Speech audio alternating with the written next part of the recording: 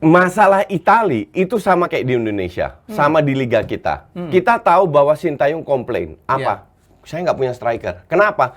Karena porosnya di klub Liga 1 itu pemain luar semua. Nah, Itali nggak jauh beda. Wih, Ronaldinho ke Indonesia. Ini juga gue kalau baca media-media ini ada puyeng. Orang ngomong apa, ditulisnya apa, ngerti nggak? Dan gue udah tahu nggak mungkin Ronaldinho main di Liga 1 contoh. Gue lebih setuju lah Wales, Scotland. Ya, gue sih lebih berharap Scotland yang masuk ya. Karena ada McTominay pemain MU. Oke, jangan dibahas. Ya, dia nggak objektif. Ya, oh nggak apa-apa, subjektif itu kadang-kadang menarik. Oke. Harusnya MU ini segera menunjuk pelatih. Ya. Biar mereka tahu. Kayaknya nggak lama lagi, bro. Ya, harus secepatnya. Kenapa? Biar mereka tahu pelatih ini pengen pemain siapa.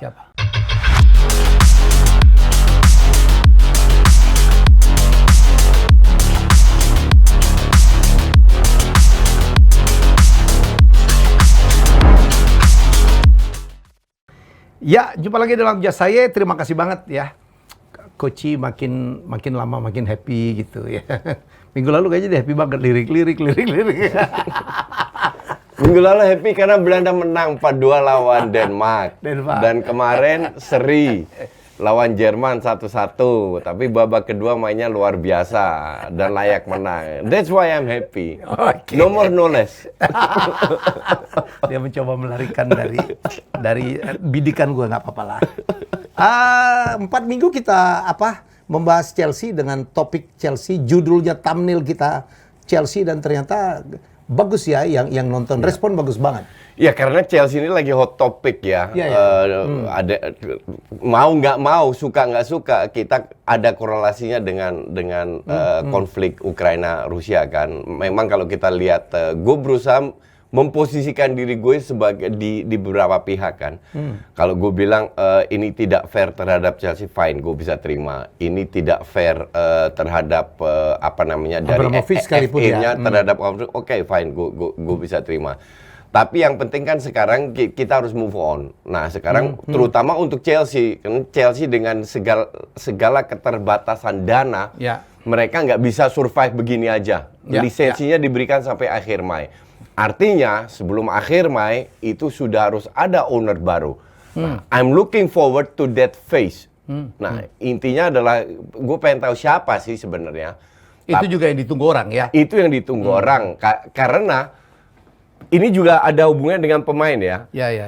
Rudiger dapat tawaran dari Barca dan dari MU juga tuh, kenceng juga. Dari MU juga. Sekarang pertanyaan, you cannot go anywhere. Oke, nego bisa.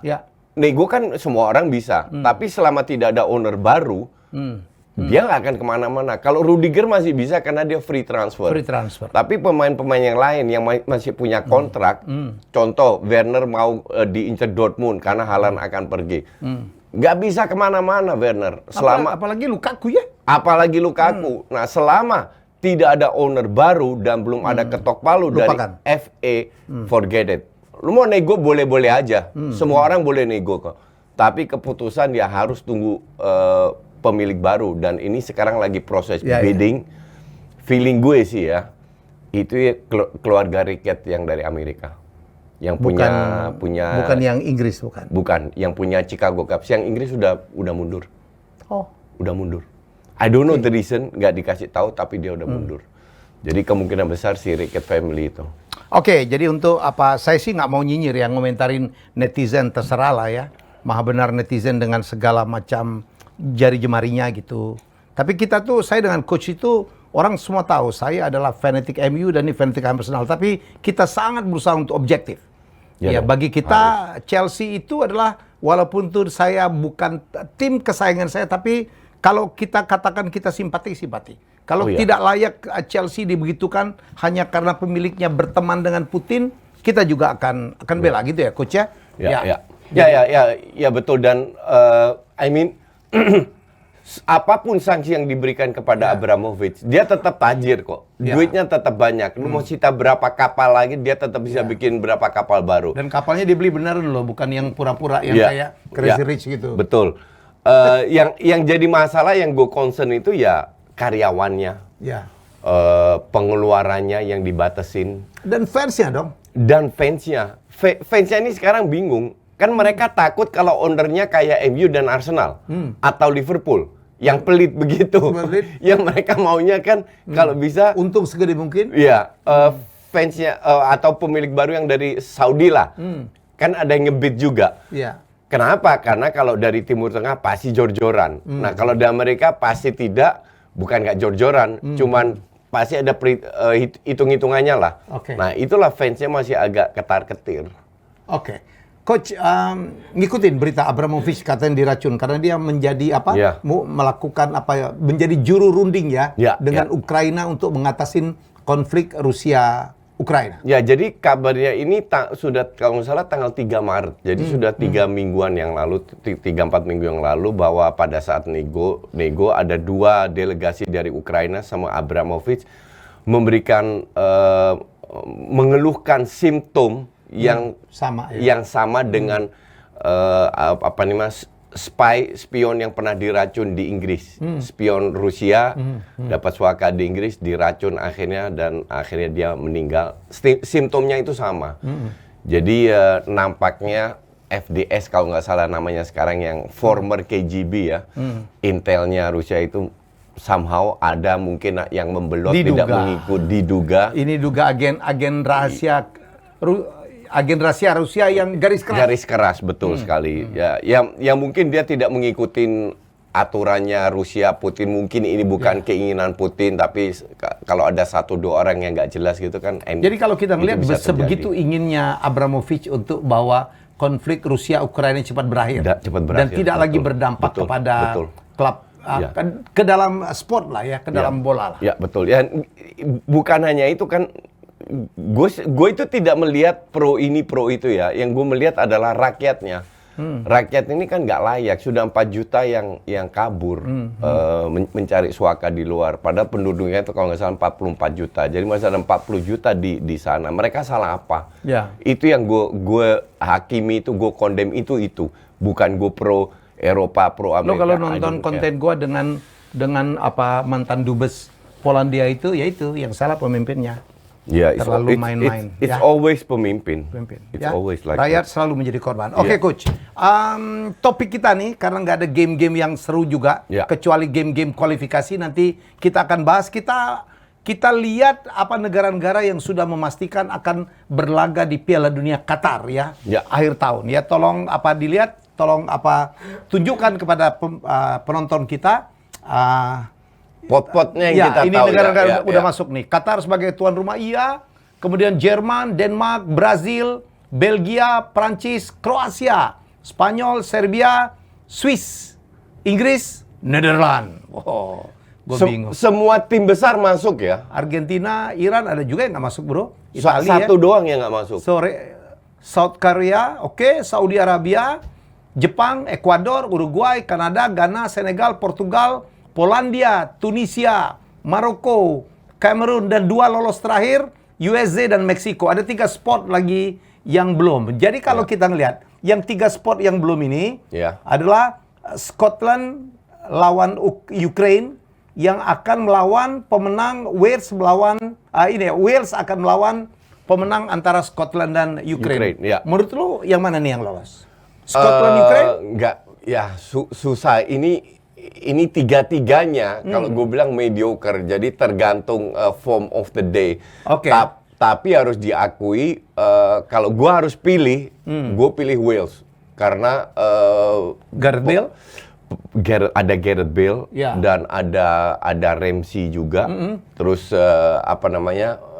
sementara Scotland kan ada Tierney, McTominay. Lu gak suka banget sama itu, gue tau banget. Cuman kalau dari sisi menyerang, gue sedikit unggulkan Wales. Nah, Ukraina susah. Karena dalam situasi konflik ya.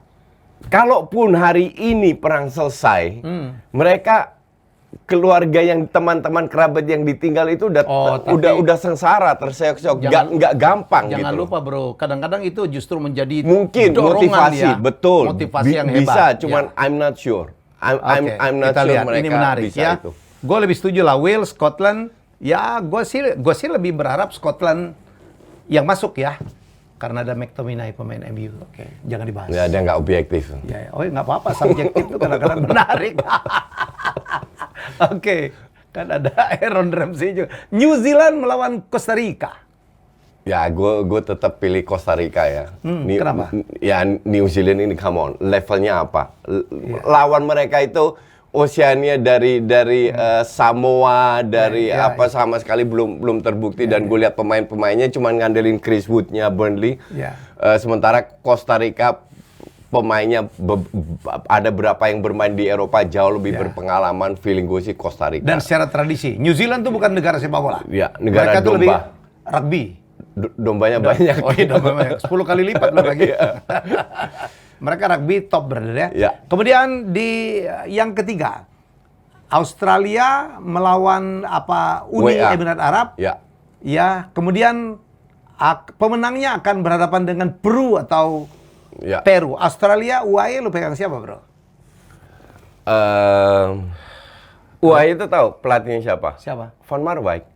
Oh iya? Bert Van Marwijk pegang UEA dan Australia ini bukan Australia yang kita kenal, yang banyak sekali pemain bermain di Inggris. Inggris ya? Yang sekarang lebih mayoritas itu pemain lokal. Jadi it's a 50-50 match, gue bilang.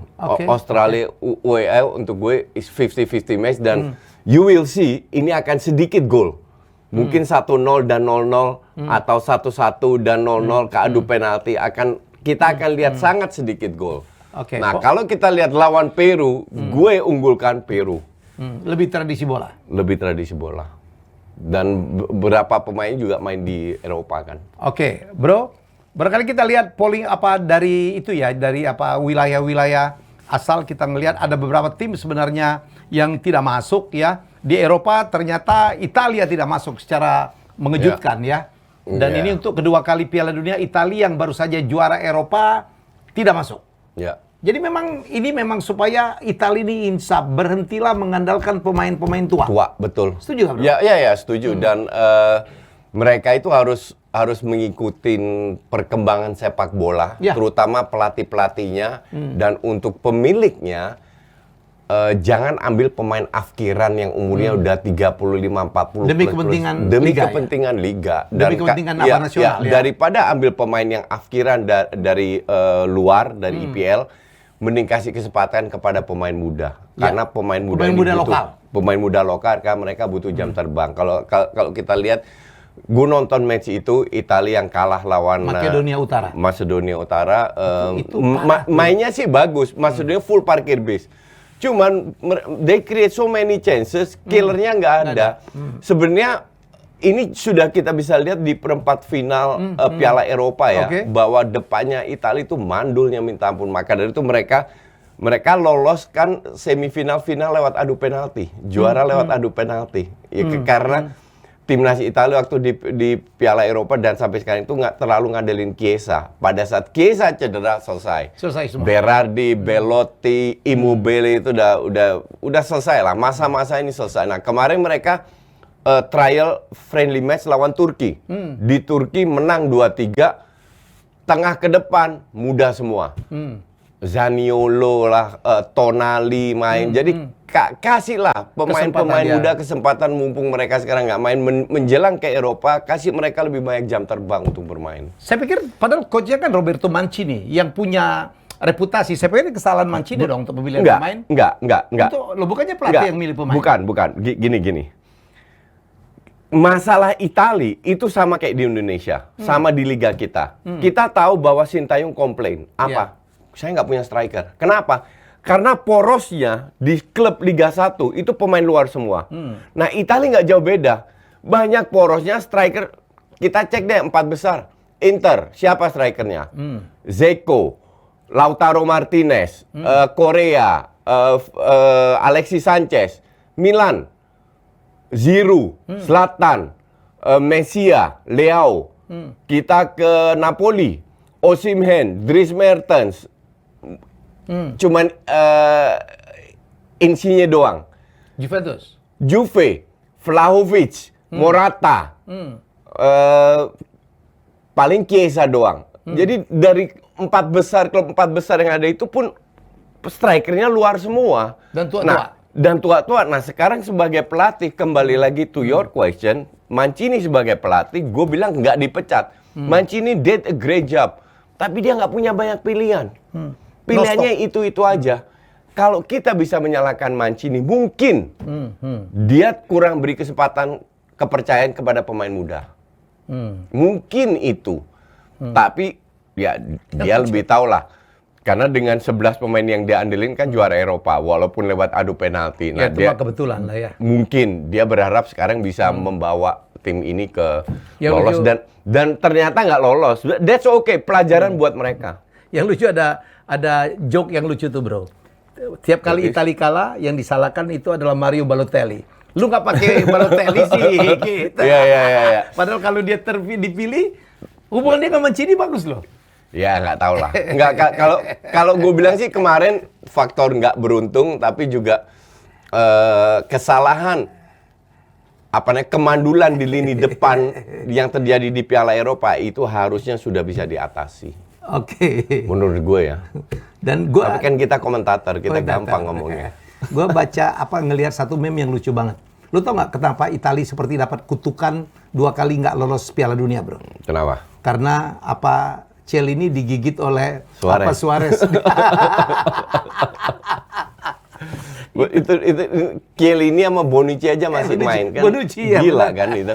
Mereka udah berapa itu umurnya? Bonucci atau Chiellini? Bonucci kali digigit oleh Suarez. Dulu Suarez itu tukang gigit, bro. Berapa orang yang kena gigit? Nah, gigitan itulah yang membuat Italia kena kutukan, nggak bisa masuk Piala Dunia. Di samping gigit terus dia bikin hands sampai tim Afrika itu nggak lolos. Ada aja itu orang. Tapi dia lolos dan dia berangkat dengan umur 36, 37. Uruguay. Dia ikut. Dia pasti ikut itu. Uruguay itu kan juara Piala Dunia pertama loh, bro. Iya. Pertama kali Piala Dunia itu Uruguay juga. Iya. Waktu itu yang main yang tahu bola cuma 10 negara kali. Ya kan? Tapi tercatat dong. Iya. Untuk kardus tercatat itu. 90 years ago. 90 years ago. Iya. Tahun 35 kalau nggak salah. Iya. Nggak tahu berapa. Oke, kita lihat lagi yang tadi lagi. Kita lihat bagaimana yang di konferensi yang lain. Jadi ini kita lihat loh. Di Amerika Latin, Brazil, Argentina, Ekuador, Uruguay. Wow. Ini Kolombia nggak masuk ya? Kolombia nggak masuk. Iya. Kolombia juga lack of generation semenjak generasinya si James Rodriguez. Ya enggak, sebelumnya yang Asprilla. Asprilla. Ya, itu generasi top. Habis itu mereka menurun terus. Iya, apalagi sebelumnya. Kalau ikut pun hancur-hancuran. Dulu ada Valderrama. Asprilla, Valderrama, Higuita, itu kan generasi gila itu. Si kiper gila tuh. Iya. Nah, Afrika nih. Ya, Mesir kalah, bro. Mesir disingkirkan, lagi-lagi kalah Senegal. Kan kita udah bahas terakhir kan gue bilang Senegal lebih bagus walaupun lewat adu penalti ya. Tapi skuadnya memang lebih bagus. Tapi yang gila itu kemarin si tendangannya si Salah itu sampai to the moon tuh, bro. Tapi bukan salah aja, mereka 3 kali tendang 0 gol loh. Ya, jadi menyesakkan banget ya Mesir lagi-lagi kalah dengan Senegal. Tunisia, Kamerun, Ghana, Maroko. Kita kehilangan Nigeria, bro. Yang agak langganan Piala Dunia ya. Iya, tapi Nigeria pun sekarang jelek loh skuadnya. Nggak sebagus dulu. Nggak, paling ngandelin Iwobi. What do you expect dari Iwobi? Jadi bener-bener semua negara, kalau menurut gue ya, itu kualitasnya menurun. You name it. Prancis, Belgia, Belanda, Spanyol. Beda dengan 2010, 2014. Sekarang generasi menurun, termasuk negara-negara di Afrika, termasuk Brasil, Argentina. Argentina, Brasil udah menurun, tapi di sisi lain, karena semua menurun, jadi lebih equal. Jadi lebih nggak bisa diprediksi siapa yang lolos. Oke. Baik, Coach katanya ke Qatar ya, berangkat? Ya, hampir pasti. Belagu loh. Nggak belagu, cari duit. Kerja. Ini tuntutan profesi sebagai komentator bola. Jadi ya kalau gue nonton dari Indonesia aja, jadi kita berharap banget nih disiarkan nih, bro. Gue paling cuma seminggu kok. Oke. Ya, dan seminggu balik lagi karena gue harus siaran di sini, salah satunya. Siap. Thank you, bro. Coach, kan bola itu ya, itu adalah hiburan masyarakat Indonesia nomor satu tuh. Ya, apalagi kalau udah ngomong Piala Dunia, ini kan level tertinggi. Bagi orang Indonesia kan sesuatu banget. Saya dengar kan ada bukan Indonesia aja, the whole world. Tapi untuk orang Indonesia kan gila sepak bola ya. Sepak bola. Jadi sangat luar biasa. Maka dari itu beruntungnya untuk kita semua, for you and for me as well, ada Next Parabola. Next Parabola ini adalah TV satelit yang very simple, yang semua orang udah tahu. Siapa yang nggak tahu TV satelit? Jadi TV satelit ini menggunakan receiver dan antena bola. Itu segede ini loh. Cuman seukuran piring 45 cm dan jangkauannya itu sampai 17.000 pulau di seluruh Indonesia dengan kualitas HD. Kenapa gue bilang kualitas HD? Itu penting sekali kalau kita nonton bola. Daripada lu nonton illegal streaming, gambarnya nggak jelas. Mending nonton Next Parabola dengan kualitas HD, di mana wherever you are di seluruh Indonesia itu terjangkau semua. Nah, Next Parabola memiliki juga tayangan TV nasional. Jadi ada di Indosiar, SCTV, semua ada. Bahkan ada juga tayangan untuk anak-anak, hiburan keluarga, dan juga rohani. Dan yang paling penting untuk fans kita semua, siaran olahraga lengkap seperti BRI Liga 1, English Premier League, UEFA Champions League, NBA, F1, dan masih banyak lagi. Maka dari itu banyak sekali untuk orang kayak kita, untuk penonton Jasaye, banyak sekali olahraganya benar-benar lengkap.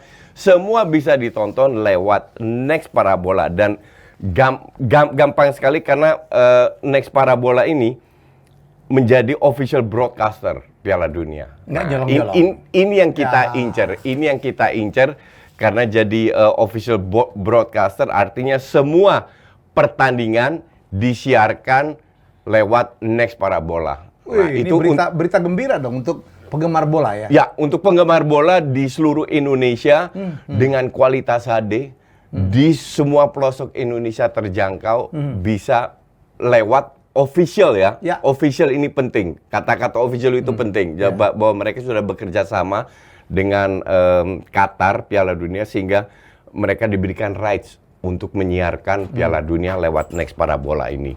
Total ada 64 match. 60 match. Semua match bisa ditonton secara simultaneous. Nah, paket berlangganan World Cup ini sudah bisa dibeli sekarang. Harganya nggak mahal, 799.000. Dengan promo early bird dapat diskon 50%. Nah, orang kita kan suka diskon-diskonan. Ya, kalau nggak diskon nggak mau. Nah, nggak mau. Nah, sekarang harganya menjadi 399.000 dan free paket basic aktif sampai 31 Desember. Kuota terbatas pembeliannya di Shopee dan kalau mau lihat di link di deskripsi ini. Terima kasih Next juga udah bekerja sama dengan kami. Semoga nanti waktu di Piala Dunia juga bekerja sama dengan Jasaye ya. Ya, karena kita tahu setiap kali ada event ya, Piala Eropa, selalu kita berandai-andai. Oh, ini disiarin di mana, ini disiarin di mana. Dan sekarang udah ada, udah jelas. Kerja sama dengan Jasaye ya. Tolong, Nek, gua ada nyumbangin panik. Gua kalau punya waktu gua justru lah seminggu udah cukup. Ya, cukup seminggu. Panas tapi sana, bro. Enggak, winter itu 25 sampai 30 derajat. Gue udah cek, jadi is nice lah 25-30 derajat. Kalau sekarang pergi, nah baru panas. Gue bayar lu pergi sekarang, lu mau nggak? Tapi lu pakai jas di sana. Gak boleh lepas. Ini berita gembira karena Piala Dunia itu ditunggu 4 tahun sekali ya. 4 tahun sekali, jadi momen tertinggi saya pikir ya. Dan yang nonton Piala Dunia terasa aja jangannya lebih tinggi daripada yang nonton Olimpiade. Jangan-jangan. Oh iya. Gue yakin soal itu, karena bener-bener bahkan ini gue kasih contoh karena gue pernah lama tinggal di Belanda. Di Belanda itu kalau nonton Piala Dunia, kalau nonton Liga itu cuma berapa? 10%, 15%, 20%. Tapi kalau nonton Piala Dunia itu bisa 70-80%. Apalagi kalau Belanda kan hampir selalu ikut. TV share-nya? Ya, itu luar biasa. Dan Indonesia walaupun terakhir ikut Piala Dunia tahun 56. Enggak, 30-an. 30-an? Iya, waktu zaman Hindia Belanda. Hindia Belanda? Ya, Indonesia pernah ikut, tapi Tapi waktu itu prestasinya lumayan dong. Walaupun sebagian orang-orang Indo ya. Iya, iya. Nah, itu gue kurang tahu. Tapi intinya orang kita itu gila sepak bola. Iya, iya. Orang kita benar-benar gila sepak bola dan gue bilang ini ya, Indonesia itu negara yang gila sepak bola, penontonnya, walaupun timnasnya nggak tinggi-tinggi amat prestasinya. Iya, betul. Iya. Maka dari itu banyak yang ngefans Belanda, Inggris, Prancis, Spanyol, Itali dan lain-lain ya. Karena mereka gila sepak bola. Dan beruntunglah udah diberikan fasilitas Next Parabola ini. Jadi kita bisa nonton semua. Siap. Gitu. Kayaknya bisa kirim-kirim ke rumah nih. Oke, kita ngomongin transfer pemain makin lama makin jelas atau makin nggak jelas, banyak rumor-rumor baru ya, Bro. Gue dengar ada Barcelona akan kedatangan beberapa pemain hebat lagi ya. Ya, Barcelona begini. Kita tahu semua sikonya Barcelona. Satu statement yang dikeluarkan oleh Laporte yang gue bilang sangat masuk akal. Dia bilang, whatever income yang kita punya, whatever duit yang kita dapat dari Spotify, dari CVC kemungkinan besar, dan penjualan Barca Studio kemungkinan besar, total itu sekitar almost 1 miliar euro. Tapi dia bilang, berapapun yang duit yang kita punya, kita sekarang menerapkan sistem gaji yang make sense. Nggak lagi kayak dulu nggak lagi kayak dulu, lu punya income 800-900 juta, 700 you spend out. Nah, sekarang yang musim depan ada financial fair play juga dong. Mereka boleh spend 70% ya? Ya. 70% ya? Itu bukan financial fair play. Jadi financial fair play dihapus, lahirlah aturan baru yang 70% itu. Cuman Laporta tidak mau menggunakan semua duitnya karena mereka masih punya utang yang tetap dicicil kan. Dan renovasi Camp Nou mereka utang 1, something billion juga untuk merenov. Jadi dia harus benar-benar hitung-hitungan. Nah, yang jadi masalah ini kan ada hot topic, 2 pemain, Mbappe dan Haaland, yang harganya sangat mahal. Oke? Kita singkirkan ini dulu. Nah, dengan sikon Barca seperti ini, artinya mereka harus memanfaatkan free transfer.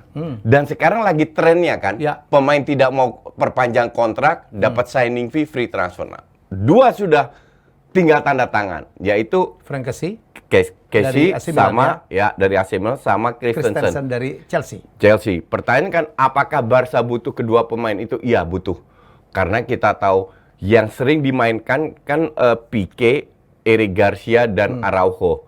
Nah, Eric Garcia ini kan nggak jelas. Pique udah hampir pensiun lah. Udah semua ya. Christensen masuk, bahkan kalau gue bilang karena Umtiti sama Langley jarang dipakai juga, harus datang satu lagi. Lahirlah hari ini gosipnya juga tentang Rudiger. Jadi intinya 2 free transfer udah masuk. Rudiger free transfer. Masih ada 2 diincar. Mazraoui bek kanannya Ajax diincar oleh yang paling serius sekarang antara Munchen dan Barca. Karena Munchen juga mau ambil Des. Cuman Des kan dibayar 20 juta, 25 juta. Nah, Mazraoui ini kan gratis. Jadi untung juga. Terus sama Aspi. Nah, Aspi ini untuk sayap kanan gue bilang walaupun udah 30-an tetap penting, masih oke sebagai pelapis. Karena kalau satu cedera you cannot. Sebagai Barca dia juga bilang setiap posisi harus minimal ada 2 orang. Nah, Alves kan bisa jadi backup. Jadi kalau di kanan seandainya Mazraoui masuk, Aspi sama Alves. Nah, kemungkinan besar kalau itu terjadi, Des dijual. Kalau itu terjadi. Pelapisnya si Alba belum dapat, tapi yang diincar Tagliafico. Tagliafico bek kanannya timnas Jerman, bek kanannya bek kirinya timnas Argentina dan bek kirinya Ajax. Tagliafico bilang, gue pasti pergi dan harganya juga murah, paling 5 jutaan. Jadi ini pun juga diincar. Jadi Barca sekarang lagi mengincar banyak pemain yang tidak terlalu mahal. Yang diincar mahal itu cuma 1, Haaland. Nah, Rudiger free transfer juga. Maka dari itu Barca ngincar juga. Hari ini ketemu dengan dirteknya dan agennya si Rudiger. Sementara mereka sudah hari ini juga memberikan penawaran kepada Haaland. Entah diterima atau enggak, kita nggak tahu. Tapi Haaland sudah mengatakan, dalam waktu dekat, 1, 2, 3 minggu ke depan, saya akan menentukan ke klub mana saya akan pergi. Jadi, let's say sampai akhir April lah, ini akan jadi krusial. Karena buyout klausulnya udah jelas, 75 juta. Deal. Sekarang yang jadi masalah kan bokapnya. Mino dan bokapnya. Katanya 20-20, 30-30. Itu kan udah berapa? Udah 125-an, ya kan? Belum gajinya. Nah, ini yang juga minta tinggi banget. Yang minta pasti tinggi. Jadi ini masih nego. Feeling gue kalau dia tidak ke Barca, dia ke City. Karena Pep juga bilang kita pasti datangkan striker. Nggak mungkin City datangin striker levelnya Luuk de Jong dong. Atau levelnya Cavani, ya kan? Pasti benar-benar pemain bagus muda yang sudah terbukti. Bagaimana dengan nasib Auba, bro? Permanenkan? Oh ya, kalau gue bilang ya, Auba permanenkan, dia lagi happy, dia menunjukkan. Bahkan Lewandowski juga ya. Lewandowski kalau kontraknya tidak diperpanjang, itu dia pengen pergi. Pengen tahun ini karena di usia sekarang 32 dia pengen mengincar 3-4 tahun kontrak. Nah, kalau tahun depan nggak diperpanjang kan dia udah 33. Jadi sulit untuk dapat klub yang mau kasih dia 3-4 tahun. Maka dia bilang tahun ini dia mau cabut. Gue bilang Lewandowski kalau nggak murah ambil juga. Karena di posisi striker itu penting untuk punya 2-3 striker. Luuk de Jong itu kan loan akan kembali ke Sevilla. Jadi Braithwaite akan dijual. Nah, kemungkinan besar kalau Lewan datang dengan ada Auba, nggak usah Haaland lah, Lewan atau Auba, Depay yang dijual. Gosipnya Depay yang dijual. Karena Auba juga bisa bermain di sayap kiri dengan Ansu Fati. Jadi gosipnya Depay yang dijual. Nah, sementara kalau Dortmund jual si Haaland, Werner yang diincar sama pemain strikernya si Red Bull Leipzig. Nkunku? Bukan, Edemi kalau nggak salah itu namanya. But anyway, strikernya Red Bull yang diincar juga. Nah, Nkunku itu diincar juga oleh klub Inggris, terutama sama dia kan mantan PSG. Jadi karusel transfer ini pelan-pelan sudah mulai berjalan, pelan-pelan karena banyak pemain free transfer yang diincar. Dan hebat-hebat Klub nggak bisa ketelat. Klub tidak bisa terlambat dengan nego kalau mereka mau dapat pemain free transfer. Mulai sekarang, all the technical director, sports director udah ngeliat-ngeliat. Kerja keras. Feeling gue termasuk MU. MU kan tahu akan datengin pelatih baru. Maka dari itu Bruno diperpanjang. Dan feeling gue sekarang MU itu harus mulai cari-cari. Kalau bisa yang murah kayak Rudiger yang gratis. Rudiger salah satu yang mereka incar tuh. Pasti, dan mereka butuh Rudiger, Nkunku dan ada beberapa pemain. Tapi kalau gue bilang harusnya MU ini segera menunjuk pelatih, biar mereka tahu. Kayaknya lama lagi, bro. Ya harus secepatnya. Kenapa? Biar mereka tahu pelatih ini pengen pemain siapa. Karena kalau nggak ketinggalan, gitu. Oke, keren banget. Oke. Wih, Ronaldinho ke Indonesia. Ini juga gue kalau baca media-media ini ada puyeng. Orang ngomong apa, ditulisnya apa, ngerti nggak? Dan gue udah tahu nggak mungkin Ronaldinho main di Liga 1 contoh. Nah, ternyata buat satu friendly match. Friendly match, which is good. Dan gue sih dukung tindakan dari si Raffi sama Rudi ya. Rudi Salim. Ya, untuk mendatangkan Ronaldinho. At least ini pemain masih bisa, apalagi attract crowd, apalagi hanya untuk friendly match. Dan coaching klinik dikit-dikit. Coaching klinik dikit-dikit, pastilah. Gue sih bilang memang dua orang ini cukup pintar lah untuk melakukan hal-hal kayak begitu. Dan harganya juga, gue masih ingat berapa tahun lalu itu gue ditawarkan Barca Legend lawan Real Madrid Legend. 5 years ago kalau nggak salah. Itu harganya waktu itu 200 ribuan, 250 ribu. Oke, Barca Legend 16 pemain, 17 pemain sama Madrid Legend 250 ribu juga untuk main di sini. Nah, yang lucu mereka tawarkan juga mau pakai Ronaldinho atau tidak. Loh, bilang bukannya satu paket. Enggak, dia sendiri. Jadi bisa Barca Legend pakai Ronaldinho atau Barca Legend tanpa Ronaldinho. Gue tanya dong, emang Ronaldinho berapa?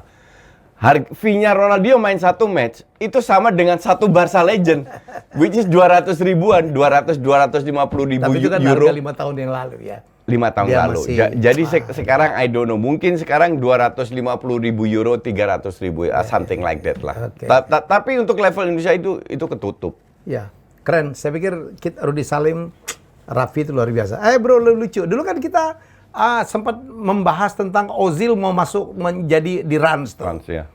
Dulu kan kayaknya kita komentarin gimana dan Iya. kita tahu lah. Nah sekarang baru dapat kabar kan Mesut Ozil itu tidak diperpanjang tuh, dipecat dari Turki itu. Fenerbahce. Dari Fenerbahce. Fenerbahce kayaknya masalah attitude juga dan itu juga sudah dikatakan oleh, kalau nggak salah, Konsielski yang mengatakan Ozil ini pemain hebat, orangnya baik. Ya. Cuman dia itu ada masalah dengan semua orang, termasuk dengan Wenger di akhir-akhir musimnya Wenger cabut, dia ada masalah dengan Wenger, terus dengan Unai Emery, sekarang dengan Arteta, di kick dia ke Turki, masalah lagi. Padahal di negaranya sendiri lah kasarnya, dengan klub sendiri, budaya yang dia tahu, bahasanya dia tahu, tetap dia ada clash. Jadi siapa tahu dia mau ke Rans, you never know. Kalau dia ke Rans, gue udah bilang ntar gue ketemu Raffi di SFC, Raf, tolong suruh ajak dia main di SFC, gue mau kolongin Ozil. Gitu. Jadi Ozil ya, dunia sepak bola ini kan kita nggak pernah tahu Cair seperti banget apa. ya. Iya, semua kejutan selalu ada. Pasti berita-berita ini sama Raffi juga sudah dipantau. Seandainya Ozil tidak ke Amerika atau tidak ke Timur Tengah atau apa, ya bisa aja. Peluang kecil sih, tapi peluang itu selalu ada. He is a good player, great player. Oh ya, kalau soal itu there is no doubt. Tapi sama juga nggak usah jauh-jauh Pogba lah. Pogba is one of the best central midfielder. Genius. Tapi Kelakuannya kayak apa? Dia lebih aktif di sosmed daripada di lapangan. Kemarin Pogba, kita baru ngomong MU di ujung loh ya. Ini tuh, saya bingung. Kita biasa-biasa aja berusaha objektif. Wah ini MU TV, padahal kita ngomong MU dikit banget tuh. Ya jadi apa Pogba bilang dia di Prancis tidak ada persoalan bro.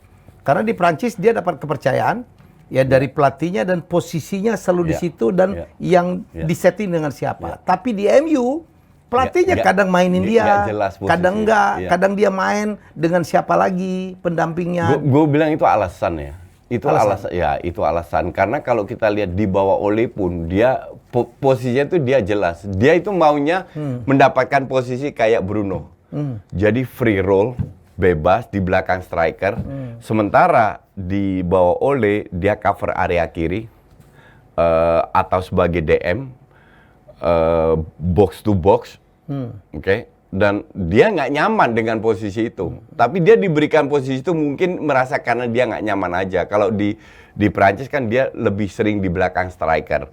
Nah, sementara di MU belakang striker itu kan posisinya Bruno. Walaupun di bawah Rangnick sekarang kadang Pogba main di area kiri, Bruno area kanan dengan satu DM. Kadang juga sebagai box to box di zamannya Ole. Tapi kalau gue bilang itu alasan. Itu kembali lagi. Emang dia digaji berapa sih? 100 ribu, 200 ribu. Gajinya 500, 600 loh per week. Terus masih komplain bahwa dia masalah posisi, bohong besar itu. Itu alasan kalau gue bilang. Justru di situ gue tambah respect gue terhadap Pogba lebih menurun karena ya dia nggak sportif. Dia harusnya bilang, memang gue sekarang lagi dalam masa menurun. It happens dengan hampir semua pemain MU kan menurun. Maguire, Luke Shaw, AWB 2 tahun lalu main kayak apa? Tahun ini ngedrop. Pogba drop, Bruno Fernandes drop semua. Walaupun nggak separah yang lain ya. Ya, at least nggak sebagus setahun yang lalu. Nah, Pogba harusnya begitu. Harusnya dia jujur terhadap dirinya sendiri. Udah cederanya lama. Iya. Dia gabut makan gaji butanya berbulan-bulan loh. Betul. Kalau dia mau keluar tinggal bilang, gue butuh tantangan baru. Gue pengen balik ke PSG. Gue pengen balik ke negara gue. Ya wajar-wajar aja. Tapi jangan kasih alasan kayak seperti itu. At least, you don't respect yourself kalau gue bilang. Padahal di awal kompetisi yang kemarin ya, waduh, dia kan bikin 4 assist in a game. Betul. Gila tuh, gue biru, wah, Pogba is back. Iya. Ternyata habis itu. Cuman sekarang ya nggak bisa salahin Pogba aja karena satu tim MU itu drop. Greenwood cabut, masalah kita tahu semua. Rashford lagi jelek-jeleknya, Sancho ya so-so aja. Ya. Cavani cedera, Ronaldo nggak ada yang ngumpan. Berapa game dia nggak cetak gol Ronaldo. Jadi untuk gue sih alasan itu. Oke, Coach. Terima kasih banget ya. Jadi sudah bersama kita Jasaye.